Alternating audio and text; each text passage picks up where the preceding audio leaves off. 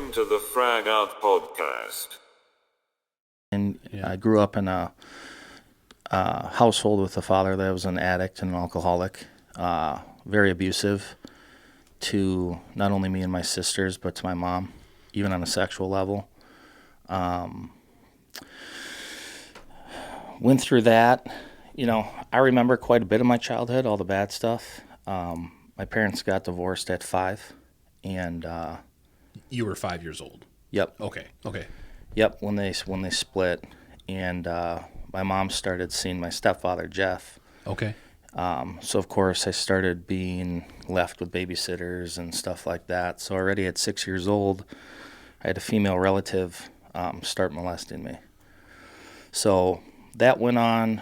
At age 7, I was left with one of my mom's best friend's husbands, and my story's pretty raw and real, and I'm pretty open about it. So I was raped by him at 7 years old, and then in between 7 and probably 10 or 11, there was 4 other people that had molested me in my childhood while being left at my father's house while he was having get-togethers or parties or whatever, and the abuse stopped when I was basically old enough to be on my own. Right. What?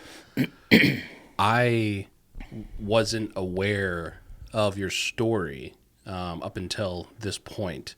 And first off, I mean, super, super brave of you to share it, right?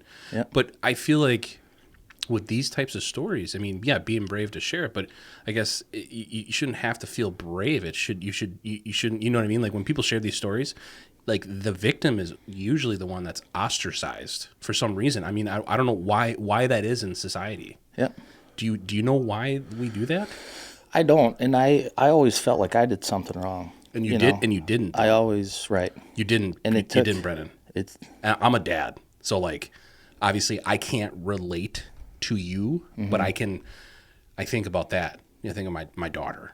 I think of all the kids, and what happened to you was absolutely a travesty, right? But you sharing your story and moving forward, and obviously journey to the light. Finding a different outlet and attaching yourself to something bigger than you. Yep. It sounds like maybe in a roundabout way, the Air Force was that out a little bit. Was it not a little bit? Was that the idea? Yeah, that was the idea. Yep. So my question, I mean, jeepers, it's a lot to unpeel with what's going on as a child. Like, did you try telling people that, like, what was that situation? Did you talk to? Did your mom know? I guess what was the the communication, the consensus? I guess just to fill in the gaps. Yeah, so I was basically threatened by my abusers that something would happen to me or my family. That usually is how it goes. Yeah. Yeah. So like I said, I always felt guilty. I didn't tell. I was homeless in Arizona, ready to kill myself after another suicide attempt.